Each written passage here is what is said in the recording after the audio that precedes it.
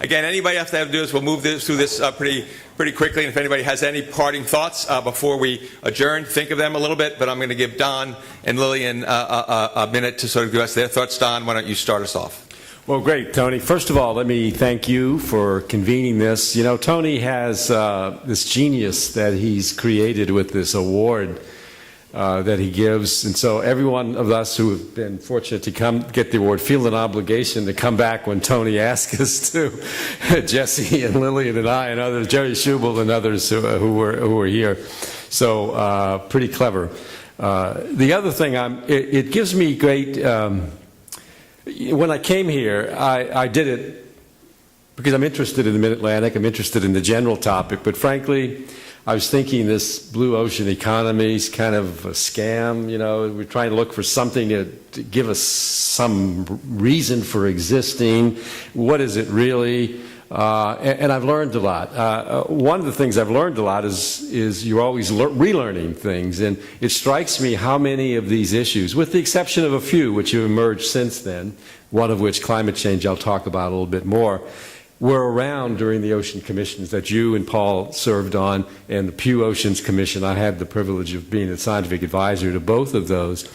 So we're still struggling with this idea of bringing all of our uses together in an integrated way. And events like this help us with that struggle. Don't give up. We still need to move forward. As I said, though, I was skeptical about this topic, but in reflection, I've learned a lot. I still don't know what it is, but I've learned a lot to help me hone my ideas about my future commitments and career, which is going to be in exposition of these issues, writing more than I've had to in the past, so it's been helpful to me personally. I have been involved over the years in European activities, both the European Commission, grants programs. They have a whole section on blue economy. I've been advisor to a program that's gone on for a number of years now between the European Commission and the nations around the Baltic on the Baltic Sea science.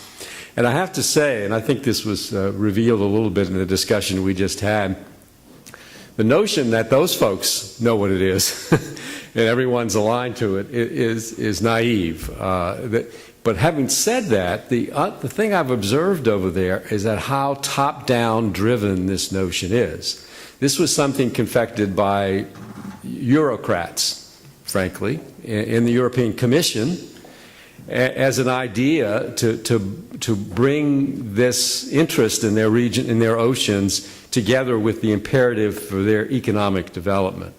And so what you see is, when I read proposals that are submitted to it, or issues like there's a blue economy, recent call for proposals in the Baltic, is that everyone's still trying to figure out what it is and trying to think that it is what they do, and rather than trying to contribute overall. So it's a struggle going forward.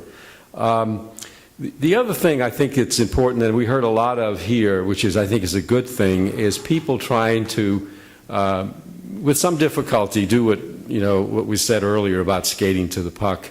We're thinking about these challenges in the future. We're thinking about the drivers in the changing tourist economy. We heard projections there. We've talked, Malin talked about climate change and what it would mean in terms of the changing fisheries. So that's all very positive. But as I said when I offered some remarks earlier, the one big driver that we still haven't embraced and brought into this is the imperative to limit climate change. And you may think that I'm Jeremiah or I'm an optimist, whatever you think. It's something that we have to work on because we have to. I mean, it's a problem we can't put off forever, and the longer we do, the worse it gets. So when this nation gets over its temporary insanity about this issue, we will have to find a way to join the rest of the world as they move forward, trying to limit, if we can, our change to the Paris commitment overall, 2 degrees or even maybe 1.5 C. Now, as I mentioned earlier, that's going to be very, very difficult. But I think the way it's going to be cast, and it is being cast, is something that's not doom and gloom, but it's based on an optimistic approach. That not only do we have to do it, but we can do it. And we see signs now in terms of shifts in the energy economy, which are faster than was predicted with respect to renewable energy. We see all kinds of shifts in corporate strategies that are taking place. It isn't just government. There's a reason Statoil is doing this off of New Jersey. There's a reason Dong, the Danish oil and gas company, just changed its name. All of those things, because they're positioning themselves to this new energy future. Again, just like in the European Commission standpoint with the blue economy, top-down policies are really important and drive a lot of things. And so if we look at this region, the Mid-Atlantic, we have whatever happens going to be here in New Jersey with the election, but we're going to have a shift in policy there somehow, at least in terms of energy. We have in my state of Maryland, a state where enacted a policy that we're going to reduce our emissions by 40% by 2030. It's a pretty heavy lift in that time frame. And it was passed overwhelmingly by a Democratic legislature and signed by a Republican governor. So we have the opportunity within this region to be rational, taking different approaches to how we achieve it. But setting those goals are going to drive a lot of things. So my point is, don't ignore those big goals that we have set as a global society in Paris, and we'll have to figure out how to actually do throughout, because as I said, they change everything. The other thing about that is to cast this issue of dealing with this change that's on us in a more optimistic view. What is someone just said, the opportunity to be we have the opportunity to be saved from. So I don't know which scenario, Malin, your projections were on, but most of us as scientists, we take the high emission scenario because it shows the biggest changes, and we say that's what we have to plan for. Well, maybe we do, but that's also what we have to avoid, because the worst scenarios have enormously serious undesirable consequences for humanity, not only in this country but on the rest of the planet. And then we need to again cast that, looking at the low emission scenarios, the ones that we think possibly with prudent policies can be achieved, and help people understand this is the future we have to choose from. And by selecting these other options, we can. So for example, Phil Orton talked in sea level rise yesterday. Someone said even this morning, well, sea level rise is uncertain. Well, what's the main factor that's going to determine the rate of sea level rise? How much the planet warms. Which is the main factor that determines how much the planet forms, how much greenhouse gases we emit. So the primary determinant of that uncertainty is us, as humans. And so we have that choice to make. And we've basically made the commitment. We have to now implement it.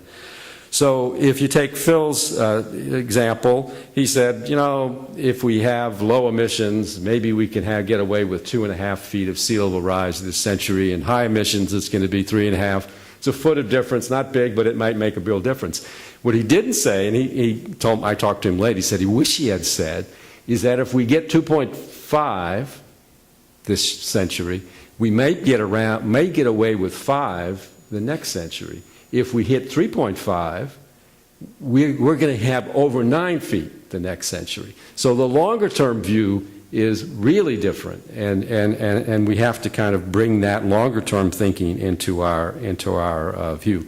So as I said, within this region, we do have an opportunity where we have governance structures that are in various ways addressing this challenge with respect not only to adapting to the changes, but also limiting the changes, doing our part to limit the changes. If you look at public opinion polling, and there's been a lot of this on climate change, people in this country get it, that the climate is changing and humans are responsible. What they don't get is what we can do about it, what we need to do about it.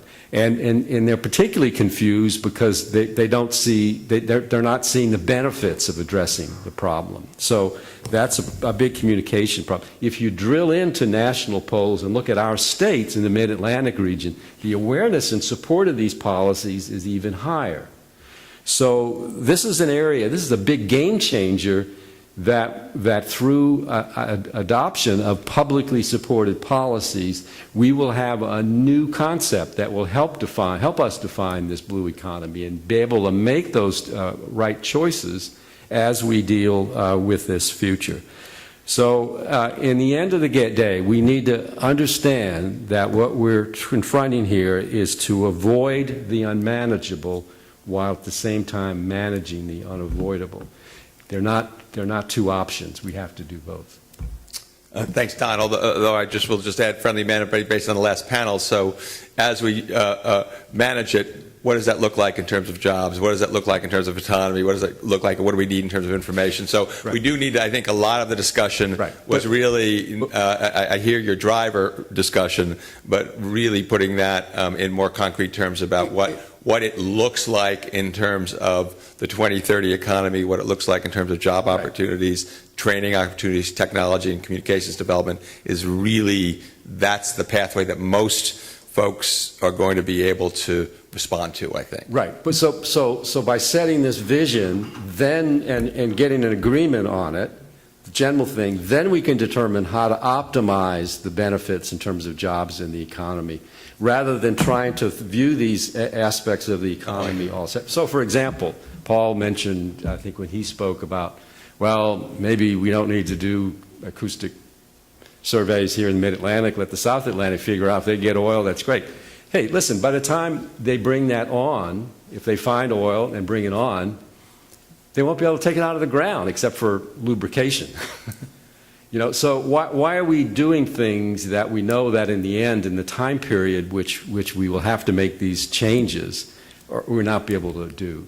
So my point is that if we had that longer term vision, knowing the publicly supported transition that we'll have to make, then we have a better framework to discuss how we optimize the economic benefits, minimize the disruptions, subsidize, help people deal with those disruptions moving forward. Thanks. Lillian?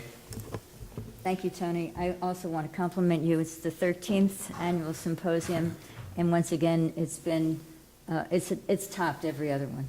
Thank you. Because you've had the opportunity to really bring together what I think of as a melding of sectors and interests, and it's something that we don't often do in our individual cylinders of excellence, to use Darren's term from yesterday. And I think that's a very positive setting for us. This is a very positive setting for us, and one which I'll talk about a little bit more later. Tony asked me to talk perhaps from a slightly different perspective, so I'm going to share with you sort of reactions that I had, but also some thoughts about what UCI might consider. First, I thought we had a very rich dialogue over these last 2 days, starting with what we had in the morning yesterday, which was an opportunity for the Joint Ocean Commission Initiative group to ask some of you to come in early and talk about some issues on resilience. And we learned a number of things which resonated throughout the rest of the conversation yesterday and today, in particular focusing on concerns about how we analyze what is in front of us, what the risk is with the blue economy of the various actors or elements of the blue economy, and how we begin to reframe and approach the question of expectations out of the economy so that we have the ability to start rethinking what our plans actually say and reframing what that vision should be for the longer term future. We talked a lot yesterday in that session about the way we use language. So I was really pleased by this last panel because it gave me a chance to think about how to interconnect those discussions. One of the things we heard yesterday, for example, was resiliency as a term might not be as viable, but domain awareness, which is a more neutral term, but which is very specific in another sense, is one which will bring lots of people into the conversation tent. So it was quite interesting. We also spent a lot of time, and again, Admiral Fagan picked up on it in our overall session, but we spent a lot of time talking about various threats to our region and to our concerns about marine transportation, including cyber threats and the use of vessels as terroristic tools of opportunity. I don't want to talk a lot about that, but rather just to say that we set the stage by thinking about not just what resiliency means or adaptability means, but what we see as the marine transportation system's value to the overall economy and how we need to incorporate the thinking about that system into these other system elements that we've been talking about the last day and a half. Now, so as I stepped back, I said, well, what did I feel and see? So I felt overall optimistic, and I really mean that. Even though we've had a lot of conversations and presentations that could make us downhearted, overall, I think we have a future that we can work towards. And so we should be optimistic about it. I heard a lot of passion out of all of you who were presenters. And that's great, because that's a great stage setter for not only those of us who have to work together collaboratively, but also for the students that we need to encourage to become those future leaders of this agenda that we're addressing. I saw certainly commitment, concern, as we should all be concerned, frustration, particularly in the dialogues that we've had about not only the sectors being maybe more static than they need to be in terms of their willingness to outreach in an effective way, but also concern about the inability to deal in a flexible way with regulatory regimes or with financial strategies that seem fixed. And I also heard a lot of concern yesterday about the fishing issues and the fact that adaptability may not be as easy as we think, because we don't necessarily have the resources in place to allow us to embrace and successfully use the changes that are taking place. Like, so as warm fish are coming further north and we don't have places to land them or the equipment to process them properly, we're really going to need to think about that whole continuum of fishing strategy and how we find ways to invest in whatever changes need to take place. I also heard a lot of opportunities. And they were, you know, listening to you, Don, but listening to Biliana last evening and listening to others who've done work around the world. Patrick, thinking about the global setting that we should be watching and we certainly participate in, particularly those of us on the maritime side, but also how that translates down to the national setting and now us, how we take that and make it the Power Coast value. How do we think about the interactions and the vision, you used the term again a few minutes ago, the vision that we could describe, how this Power Coast fits into an overall economic strategy for this nation and how that's going to fit into the global strategy. I also heard that a lot of discussion about the human-centric nature of this dialogue that we've had the last day and a half. The fact that we are both the problem creators and the potential problem solvers, and that we need to take both actions and anticipate the reactions for the future. So that it began to get me to think about the fact that we really need to have a UCI strategy that focuses on the people. How we use the people who are at the center of what's going to promote change to actually create the change agenda. So as we think about the future and we ask ourselves what the UCI can do to make the Power Coast a really viable participant and player in that future strategy. It seemed to me that we needed to, or I would propose that Tony take the advice of people who presented this morning and maybe posit a definition of the blue economy that we can put out and test in this region and use to see if we can bring sectoral discussants to the table and see if they can either agree to disagree but be committed to participating in the discussion process. Second, I thought it would be very interesting to use that definition to begin to get people who are in the different sectors to start thinking about and talking about what sustainable economic value is to them and how they would define the metrics that would characterize what we see today and what their future value would be. What would the success triggers be?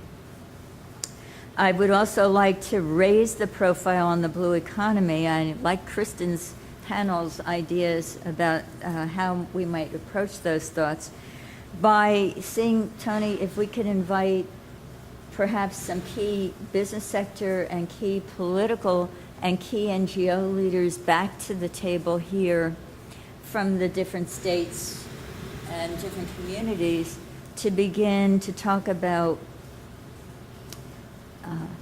why they don't use the term blue economy and what they might be willing to, or what they might need from us and other researchers or other information sources to help them incorporate that into their thinking and action process. It might be, and Don, as you were saying, a new governor in New Jersey might be a New one in Virginia, and Virginia might be very good initial targets in terms of having some of their designees work on this topic.